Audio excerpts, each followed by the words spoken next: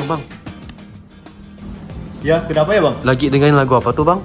Lagi dengerin lagu Status Palsu dari Vidi. Oh. Satu padamu terpaksa. Sini lo, Bang. Sini. Kenapa ya bang? Abang tahu nggak sih, Bang? Si Vidi sih kena kanker loh, Bang. Hah? Aigo, cinca yo? Iya, Bang. Cinca? Iya, Bang. Alamak. Aduh. No.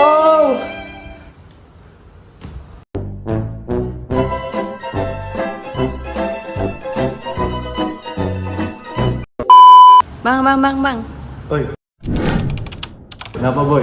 Mekanisme penyebaran sel kanker itu gimana sih? Jadi gini, setelah kita belajar tentang penyebab kanker, kita bakal belajar tentang mekanisme penyebaran kanker. Gak mungkin kan sel kanker tiba-tiba muncul begitu aja, boom, akal. Nah, ada beberapa tahap dalam mekanisme penyebaran kanker. Awalnya yaitu sel kanker akan tumbuh dan menyerang jaringan sehat di sekitarnya. Kemudian sel kanker akan pergi ke dinding getah bening ataupun pembuluh darah. Setelah itu sel kanker akan masuk ke sistem getah bening dan pembuluh darah, kemudian menyebar ke bagian tubuh lainnya. Setelah itu sel kanker akan menyerang dan menembus pembuluh darah sehingga membentuk tumor-tumor baru yang dimana kita ketahui tumor ini merupakan anakan dari kanker. Dan pada akhirnya sel kanker yang sudah menyebar ke seluruh bagian tubuh akan membentuk pembuluh darah baru yang dimana pembuluh darah baru ini akan bertugas untuk menyuplai darah pada sel dan jaringan kanker sehingga dapat terus bertumbuh. Gitu guys. Don. Kamu tahu gak sih kanker itu apaan? Kamu nanya. Iya, aku nanya. Udah. Sini aku jelasin. Jadi, kanker adalah penyakit yang diakibatkan oleh pertumbuhan sel secara abnormal yang dapat menyebabkan tumor ganas muncul. Nah, ini juga dapat berkembang ke seluruh bagian tubuh kita. Meski sering dikira sama, namun tumor dan kanker itu berbeda. Tumor itu belum tentu kanker, dan kanker juga tidak diketahui pada tahap awal, karena kanker dapat dideteksi setelah tahap berkembang lebih lanjut. Udah ngerti belum? Oh, udah. Aku masih ada yang mau ditanyain sih. Kalau gitu kita duduk aja dulu ya. Boleh. Nah, mau tanya apa, Kristal? Jadi yang mau aku tanyain itu apa sih penyebab dari kanker? Oke, banyak kanker ya. Sini. Oke. Menurut National Cancer Institute, kanker disebabkan oleh perubahan gen yang mengendalikan cara sel berkembang. Nah, gen sendiri merupakan bagian dari DNA yang dapat mengalami perubahan genetik. Perubahan ini diakibatkan oleh kesalahan acak dalam DNA, yang dimana saat sel berkembang biak.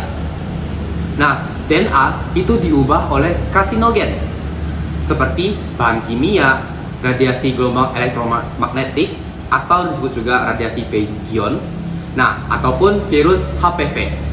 Oke, udah ngerti belum, Kristal? Oh, udah kok.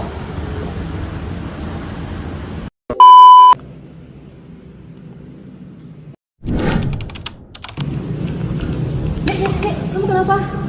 Kak, kalau aku kena kanker aku langsung mati ya. Yang jelas enggak dong, kan ada penanganannya. Nah, Modern Cancer Hospital Council menawarkan 18 teknologi pengobatan untuk kanker. Di antaranya ada terapi ablasi gelombang yang perawatannya menggunakan suhu yang tinggi untuk menghancurkan sel kanker.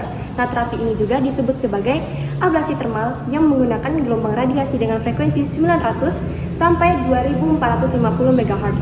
Biasanya jenis ini digunakan untuk jenis kanker seperti paru-paru, hati, dan ginjal.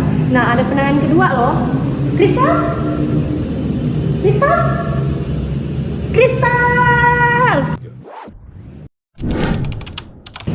Oh, selain pengobatan dengan terapi ablasi mikro, ada pula terapi fotodinamik yang menggunakan obat yang disebut agen fotosensitisasi yang diaktifkan oleh cahaya laser dengan panjang gelombang yaitu 600 sampai 800 nanometer.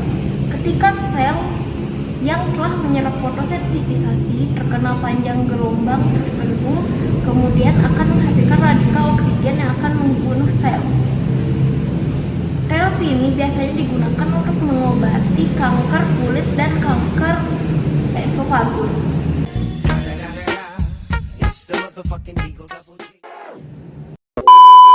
Silau. Jadi guys, tahukah kalian bahwa cahaya adalah salah satu contoh radiasi? Apa sih radiasi itu? Jadi radiasi adalah setiap proses pergerakan energi yang tidak melalui media ataupun ruang yang kemudian akan diserap benda lain. Stop. Jadi contohnya yaitu adalah radiasi pengion yang merupakan jenis energi yang dilepaskan oleh atom di dalam bentuk gelombang elektromagnetik seperti sinar X ataupun sinar gamma maupun bentuk partikel seperti partikel alfa, beta maupun neutron. Radiasi pengion ini memiliki banyak manfaat aplikasinya seperti di bidang kedokteran, industri, pertanian, dan penelitian. Meningkatnya penggunaan radiasi pengion ini menyebabkan meningkat pula potensi bahaya kesehatan, salah satunya yaitu kanker. Beberapa gelombang elektromagnetik memiliki energi yang dapat dilepaskan elektron dari molekul suatu material. Energi yang tinggi ini pula dapat menembus hingga sampai ke dalam tubuh manusia yang menyebabkan mutasi genetik yang akhirnya akan memicu timbulnya kanker.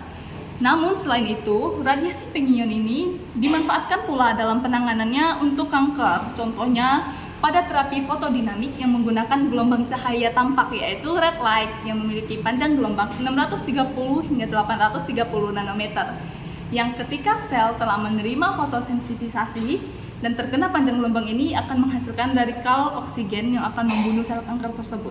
Selain itu pula, ada terapi ablasi gelombang mikro yang memanfaatkan gelombang mikro dengan frekuensi 900 hingga 2450 MHz yang menggunakan suhu tinggi untuk menghancurkan sel kanker.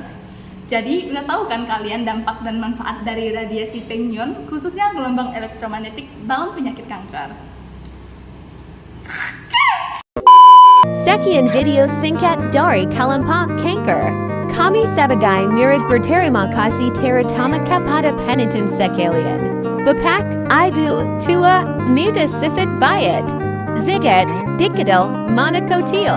Maaf jika video kami ada kekurangan, karena yang sempurna cuma Allah seorang.